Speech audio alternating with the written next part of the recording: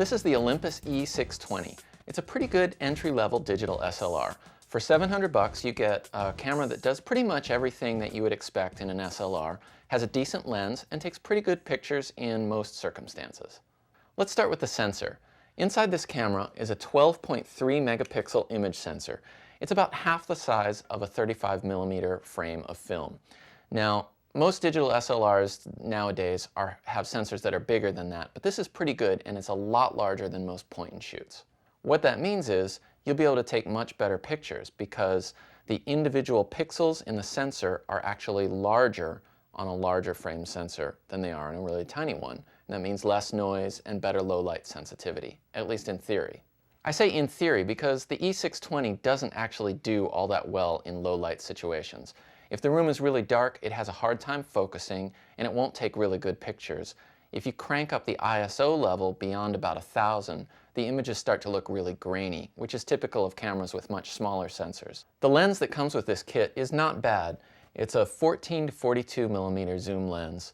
It's not the fastest lens in the world and it's got a kind of lightweight, plasticky feel to it, but it's a versatile lens and it will do you well in a lot of situations. The body of the camera is also kind of plasticky and lightweight feeling. That's a good thing if you're carrying it around in your bag, but it might not be the most durable thing, so don't drop it.